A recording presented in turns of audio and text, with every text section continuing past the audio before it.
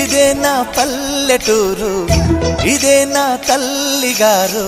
మా ఊరి పాడి పంట రాములోరి దీవెనంట.